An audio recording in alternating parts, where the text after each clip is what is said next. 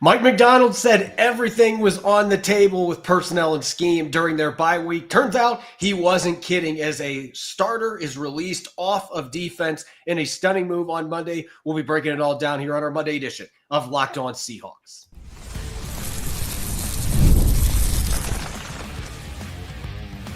You are Locked On Seahawks, your daily Seattle Seahawks podcast, part of the Locked On Podcast Network, your team every day.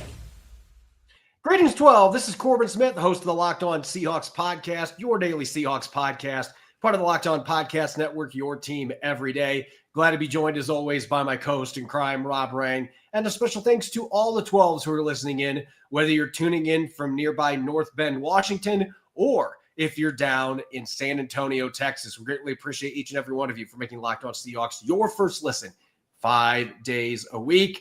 The bye week is officially over, and the Seahawks made sure to let fans know that today with a bit of a stunning move, releasing one of their established veteran starters. We'll be taking a deep dive into that. Plus, it is our annual midseason temperature check. We're going to be looking at the big three for the Seahawks: John Schneider, Mike Macdonald, and Geno Smith, and some burning questions heading into the final 8 games that we hope to have answers for fairly quickly once the Seahawks get back into action this week. This episode is brought your way by LinkedIn Jobs. LinkedIn Jobs helps you find the qualified candidates you want to talk to faster. Post your job for free at linkedin.com/LockedOnNFL. Terms and conditions apply. As Mike Macdonald said last Monday, a week ago, everything was on the table for the Seahawks, personnel-wise, scheme-wise, as they tried to right the ship after losing 5 of their last 6 games going into their bye week.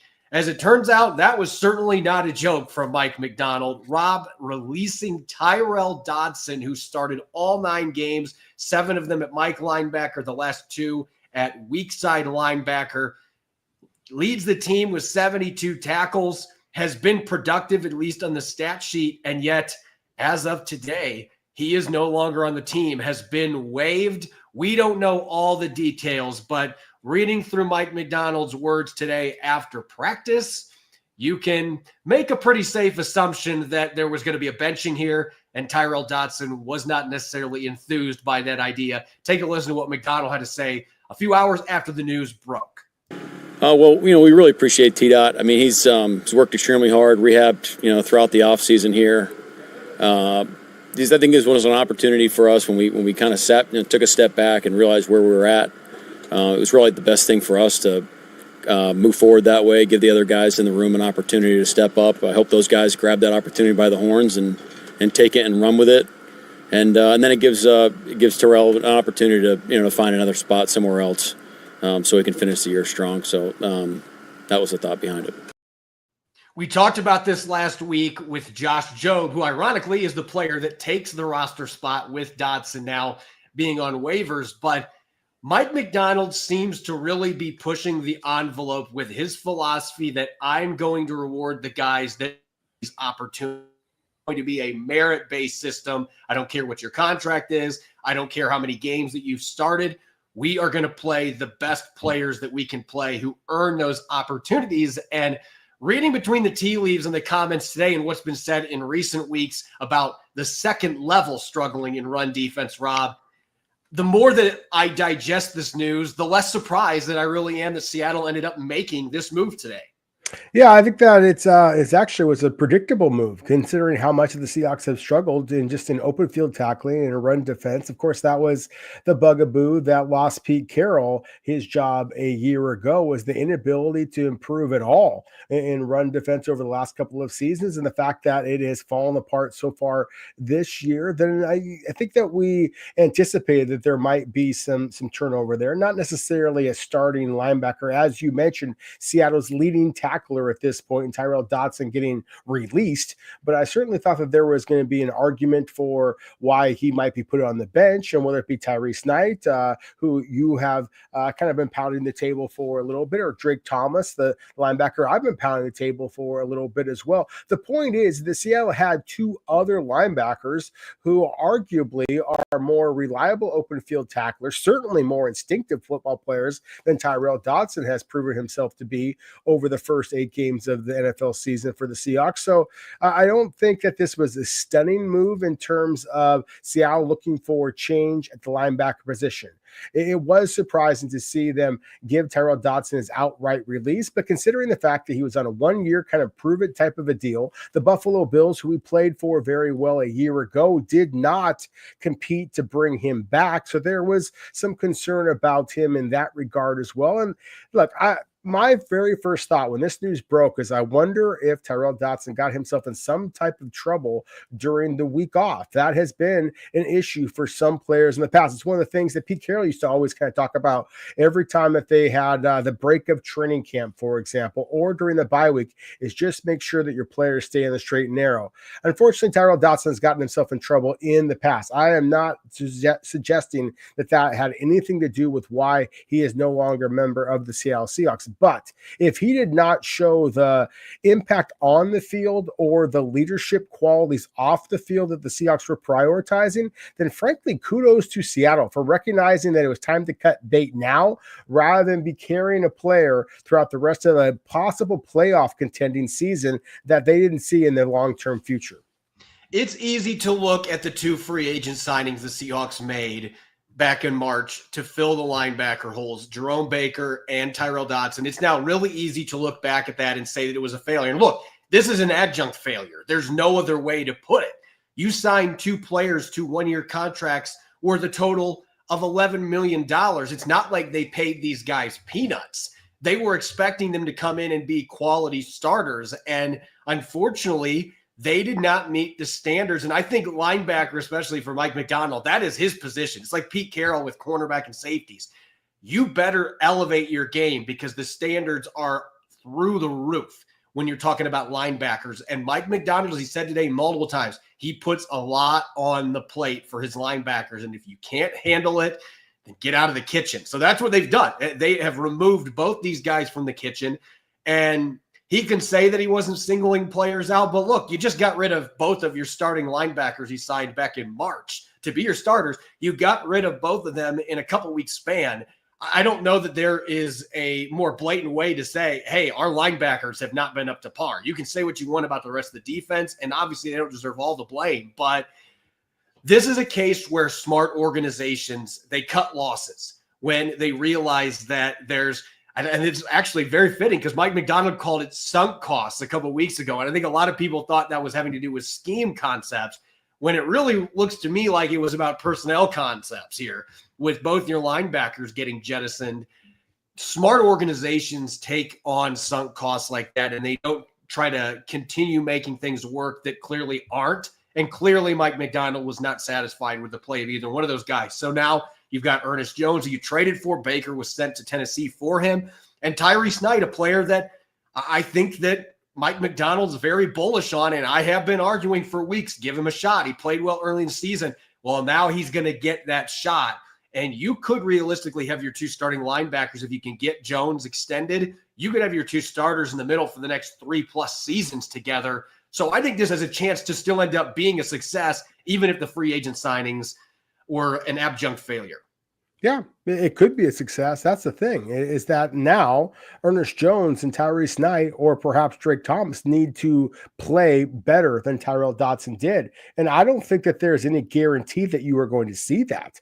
Look, I think if you put the optimistic, Seahawk blue glasses on, certainly there's a possibility, as you just said, Corbin, that the Seahawks may have their starting inside linebackers here for the next 3 seasons. If, just knowing that Tyrice Knight is on his rookie deal, Drake Thomas is still under contract. And of course, Seattle made the big move for Ernest Jones. You can't imagine they are going to be allowing him to leave after this season. So there is a possibility that this is going to wind up being a huge win for the Seahawks in the long term. But again, they're going to have to take the bull by the horns, or I can't remember exactly how Mike Macdonald said it, but something to that effect, is that the opportunity now is yours, Tyrice Knight, especially. He name dropped him first and then did mention Drake Thomas a little bit later. So whoever is the inside linebacker opposite Ernest Jones, again, this is your opportunity. You have a divisional opponent, of course, the San Francisco 49ers coming up next, who are going to test your inside linebackers perhaps as much as any other positional group on your entire roster when you consider the run defense, Brock Purdy's decision-making, George Kittle, et cetera, et cetera.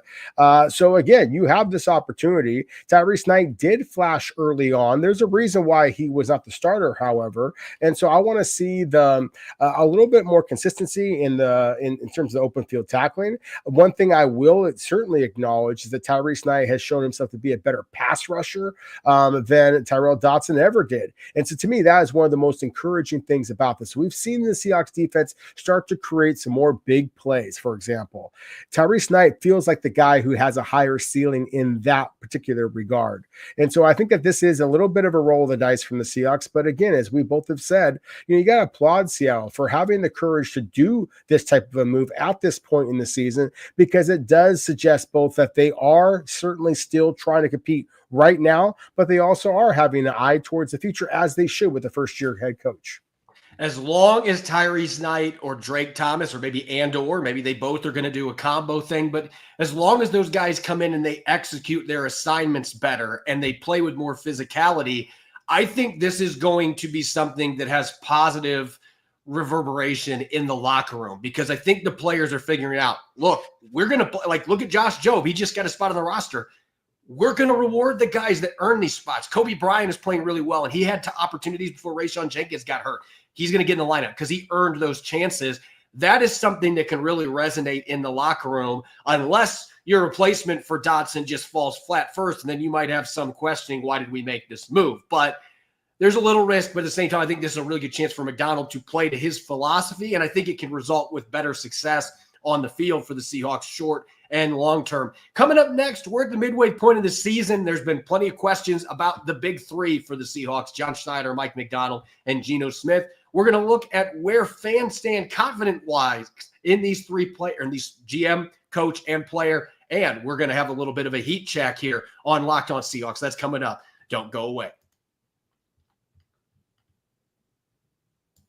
Our friends at 5 Hour Energy know that being a passionate football fan isn't just a hobby, it's a way of life. It takes a lot of energy to power through all-day tailgates, touchdown celebrations, or an agonizing second overtime, which is why they created the Stand the Fan 5 Hour Energy Shot with a special flavor called Fan Fuel, the energy shot made just for super fans like you, the fans who are the first in the parking lot and the last to leave. We see you. You know what else gave me a bit of Seahawks Fan Fuel this week? Finding out that it's realistic that Abraham Lucas could suit up for the first time this year against the 49ers on Sunday and finally help that offensive line. 5 Hour Energy knows that no matter what team you root for, being a fan requires heart, soul, and a whole lot of energy. Whether you're prepping for the big tailgate or ironing your jersey, your game day to-do list is always a mile long. That's why the limited edition Stand the Fan 5 Hour Energy Shot is here to help keep you fueled throughout the season. What's your fan fuel this week? Whatever it is, do it with a 5 Hour Energy, available on 5hourenergy.com and shipped nationwide. This episode is also brought your way by America's #1 daily fantasy sports app, Prize Picks. With over 5 million active members, it's the easiest, most exciting way to play daily fantasy sports. And unlike other apps, Prize Picks is just you against the numbers. It's the only real money daily fantasy platform with an injury insurance policy, so your lineups stay in play. Even if one of your players gets injured, if you have a player that leaves in the first half and doesn't return, Prize Picks keeps your lineup live. They also invented the flex play, which means you can still cash out if your lineup isn't perfect. You can double your money even if one of your picks doesn't hit. Download the Prize Picks app today and use the code LOCKEDONNFL and get $50 instantly when you play $5. That's the code LOCKEDONNFL on Prize Picks to get $50 instantly when you play $5. You don't even need to win to receive the bonus. It's guaranteed. Prize Picks, run your game. Welcome back to the Monday edition of Locked On Seahawks. I'm your host, Corbin Smith. Glad to be joined, as always, by my co-host in crime, Rob Rang. And a special thanks to each and every one of the 12s who are listening in. And thank you, as always, for tuning into Locked On Seahawks 5 days a week. We greatly appreciate it. We are now officially past the midway point of the season. Technically, 9 games played, 8 games left to play. We've been talking about midseason report cards and awards. But at the end of the day, the 3 men, or the 3 people in NFL organizations that always are under the most scrutiny are the general manager, the head coach, and the quarterback. And when your team has a losing record like the Seahawks do, of course, there's going to be heat turned up on all three of those big three within the organization. So as we do every year, we do a temperature check. And in this case, we split it up a little bit with fans. We decided to do a confidence level, a little easier to do that on social media. Rob, you and I are going to be dishing out some temperatures, but it's really interesting. We did a 1 to 5 scale, 5 being the utmost confidence, and 1, your seat is flat out on fire. Looking at fan results here today, and thank you again to all the 12s out there. We had over 200 responses on social media, so I had to do all the averages on this on an Excel sheet. But looking at the confidence level in Seattle's big three, right now, Mike Macdonald at a respectable 3.76 out of 5, so nearly a 4. Geno Smith at 3.31, still a pretty good mark. John Schneider is the one that, at least from the fans' lens, is on the hottest of seats at just a hair under 2.5. Rob, I know that you don't necessarily agree with that, but I'm curious to hear your thoughts in terms of temperatures for these three guys, with this team being 4 and 5 and in last place in the NFC West right now. Corbin, when I saw that this is the conversation we're going to be having about as far as temperatures and how hot or cold that these three men should be feeling, Geno Smith, John Schneider, and Mike Macdonald, I literally put on a sweater. And I just thought, okay, now are they going to be feeling hot because, there's so much heat around them that they have to worry about getting fired? Are they going to be feeling cold because apathy is what actually gets you fired, when the fans don't care anymore, when everybody is turning away? And I almost wonder if that is what is happening right now with the Seahawks. We've all talked about the fact that the Seahawks fans are not showing up in the mad droves that we saw during the heyday. And I almost wonder if there is some just kind of, hey, they're going to be a 500 kind of a team. Who really cares? And so I do wonder if my temperatures might be a little bit lower than what some others out there will have. I'm going to just start off with who I have as far as the most comfortable at this point. And I think I have to start off with Mike Macdonald at 70 degrees. 70 degrees to me is basically like, hey, that's room temperature. I think that he is doing a solid job. I don't think that he's been spectacular. I don't think that he should be lounging in a chair at this point, considering the team started off as hot as they did. I think you can make an argument that there has been some questionable decisions, personnel, and certainly decision-making throughout the game itself. And so I think Macdonald is solid at this point, but not spectacular.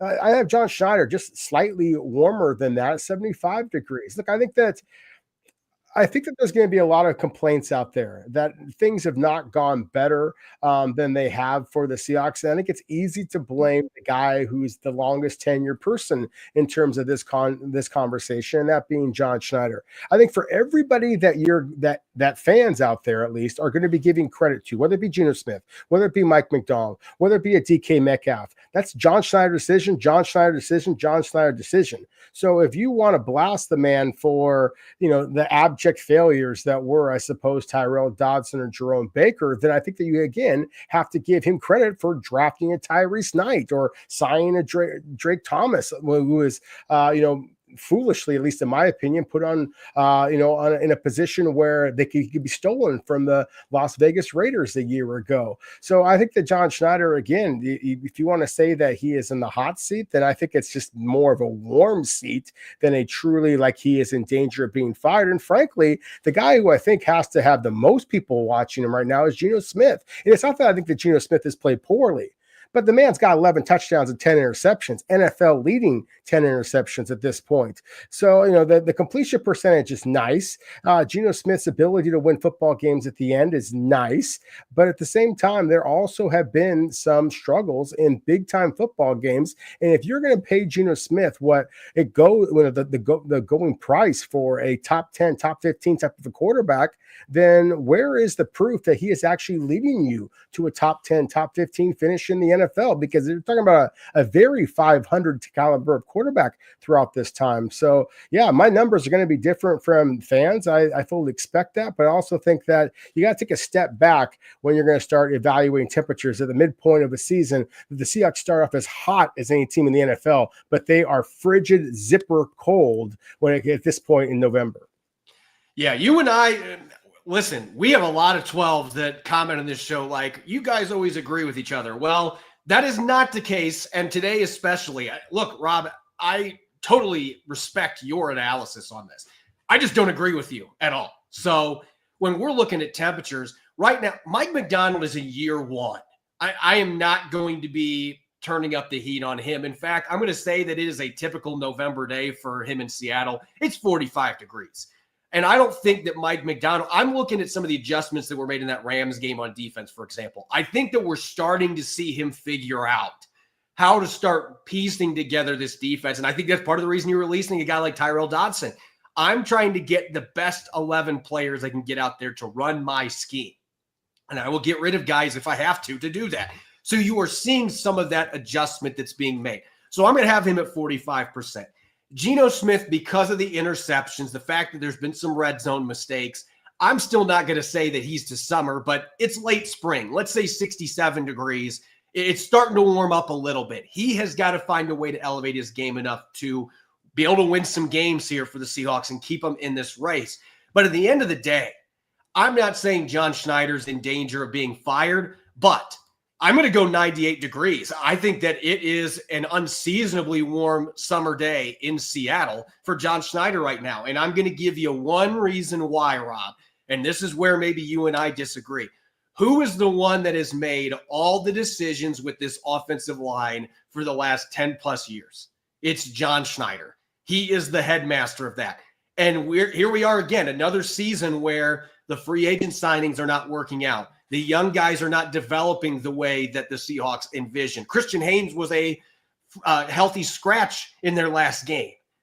There are so many question marks with this offensive line that is being panned by everybody, and they should be. They've been terrible this year. That's the reality. So trying to put all this on Geno Smith when you see that offensive line that was built by John Schneider, who has not been willing to put more money into that offensive line. Guards are overpaid and overdrafted. Remember his words. Look, I don't think he's in danger of being fired right now. But if this season continues to unravel and Seattle ends up with 10, 11 losses, you already got rid of Pete Carroll. You already got rid of Russell Wilson, the original brain trust. You're starting to run out of excuses for John Schneider at this point. He has got to be able to put together a roster that can win divisions and get you to the playoffs.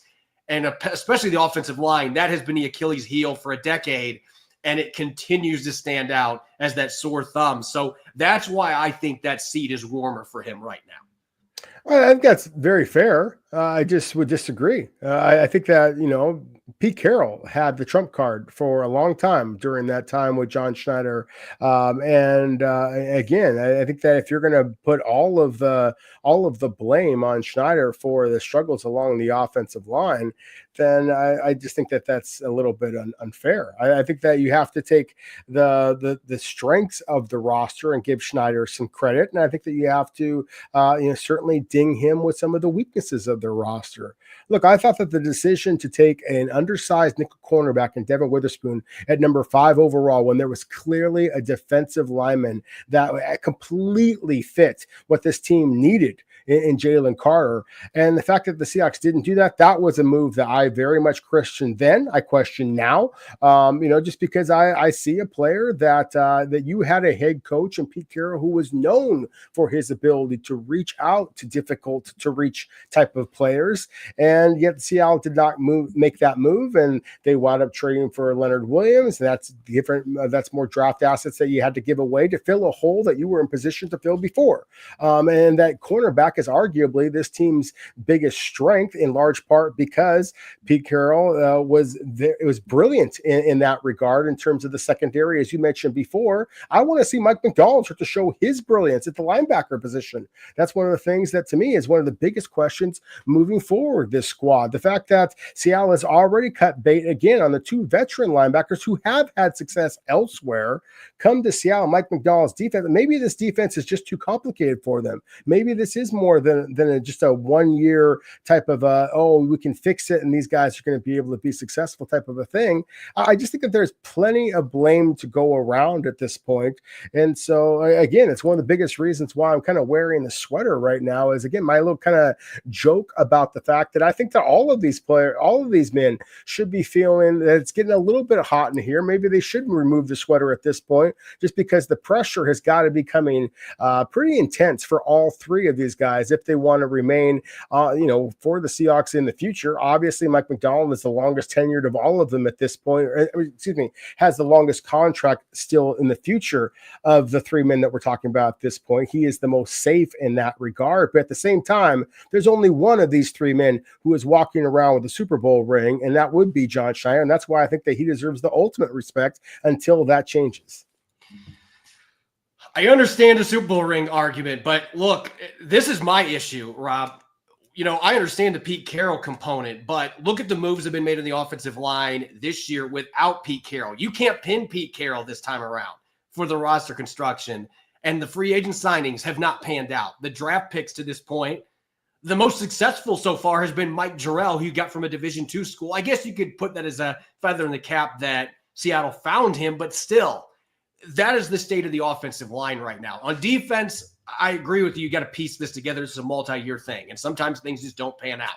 I don't necessarily think that those were bad signings at the time. It just didn't work out. The offensive line thing, though, is where I think you've just got such a long track record here. That's the issue. So I think it's a really compelling conversation. And if we're being frank here, I think all three of these guys are in a good position right now to be back next year. But you have to find a way to win some games now coming out of this bye week, or those seats are going to get hotter. That's the nature of the beast when you are in the NFL. When we come back, you kind of already hit on this a little bit of a segue. We're going to dive into some burning questions going into the second half that we're hoping for some quick answers for with the Seahawks. We'll get to that coming up next year on our Monday edition of Locked On Seahawks. This episode is brought your way by our friends over at Omaha Steaks. Nothing delivers comfort and joy quite like the unrivaled quality and taste of Omaha Steaks. This year, skip the holiday hustle and bustle and save 50% off gourmet gifts site-wide at omahasteaks.com. Plus, get a $30 reward card when you shop early and score an extra $30 off with the promo code NFL. With 5 generations of experience, they consistently deliver the world's best steak experience, and the gifting experts at Omaha Steaks have made it easy to deliver the perfect gift with thoughtfully curated gift packages starting at $89.99. From legendary steaks to mouth-watering desserts and more, save 50% off site-wide at omahasteaks.com. Plus, our listeners get an extra $30 off with the promo code NFL and a $30 reward card when you shop early. That's 50% off at omahasteaks.com and an extra $30 off with the promo code NFL. Minimum purchase may apply. Get ready to tackle the second half of the NFL season with FanDuel, America's #1 sportsbook, because right now new customers can bet $5 and get $150 in bonus bets if you win. The FanDuel Sportsbook app gives you everything you need to place live bets in the NFL all in one place. So when you get a hunch in the middle of the game, you can check out the latest stats, do live play-by-play, and so much more on the same page where you place your bets. You can bet on everything from Ken Walker III scoring a rushing touchdown against the 49ers, or Tyler Lockett being the first player in Sunday's game at Levi's Stadium with a 30-plus yard reception. Just visit FanDuel.com to join today. You'll get started with $150 in bonus bets if you win your first $5 bet. That's FanDuel.com. Never waste a hunch and make every moment more with FanDuel, an official sportsbook partner of the NFL. Welcome back to the Monday edition of Locked On Seahawks. This is your host, Corbin Smith. Glad to be joined as always by my co-host in crime, Rob Rang. And a special thanks to each and every one of the 12s tuning in. Thank you as always for making Locked On Seahawks your first listen 5 days a week. We greatly appreciate it. The second half of the 2024 season is now officially upon us, with the Seahawks exiting their bye week. They practiced today. Preparation for a rematch with the 49ers on the road has commenced. Looking at these last 8 games, the Seahawks are sitting in last place. They didn't get any favors yesterday with the 49ers and Cardinals both winning their games. The Rams, the last time that I looked, were losing to the Dolphins. I don't know what the current score is, but that would certainly help Seattle's case a little bit going into their final 8 games. But It's time to tackle the burning questions that we need answers for that could have an impact on whether or not this team is able to get back into the race for the NFC West, or at least the playoff hunt where they're currently well on the outside looking in right now. Rob, I want to start on the offensive side of the football. What is the one pressing question that you hope to get an answer for soon that is going to have an impact whether or not this team can right the ship after the bye? Well, and you said a key word there, Corbin, in soon. And it's because of soon is why I'm going to go with the wide receiver position in DK Metcalf. Look, I have very little confidence that the Seahawks can consistently move the football effectively if number 14 is on the field. Look, I want to acknowledge the incredible game that Jackson Smith and Jigba had this past week, or excuse me, I guess 2 weeks ago, considering the bye. But it still resulted in a loss. It still resulted in yet another deflected pass or another pass off of his fingertips that went for an interception. And so Jackson Smith and Jigba has been a good player. He has not been a great player. DK Metcalf at his best is one of the most unguardable players in all of the NFL. And so to me, the biggest question moving forward for this team right now against the San Francisco 49ers this week is DK Metcalf on the field. Mike McDonald suggested there's a possibility that DK might be back for the Seahawks this week. He didn't say that for sure, however. And so right now, in terms of soon, how can the Seahawks right the ship? Look, I don't think that anybody, I don't think here Walter Jones and Steve Hutchinson come out of retirement and come back to the Seahawks right now. That's going to be able to fix their offensive line immediately. So soon, I would argue that the biggest move is whether DK Metcalf is back on the field for the Seahawks or they find somebody else, whether it be Jackson Smith and Jigba, whether it be Tyler Lockett, whoever the case might be, somebody that can help this offense move down the field consistently and actually result in touchdowns rather than Jason Meyer field goal attempts. Whether fair or not, as you just mentioned, maybe Walter Jones in his prime could come in and not fix this line right away, but the pressure is going to be on, whether it's fair or not, on Abraham Lucas, who, according to Mike McDonald today, there's a realistic chance he's playing on Sunday against the 49ers. And they've got to make a decision by Wednesday to get him on the roster. He's almost done with his 21-day window.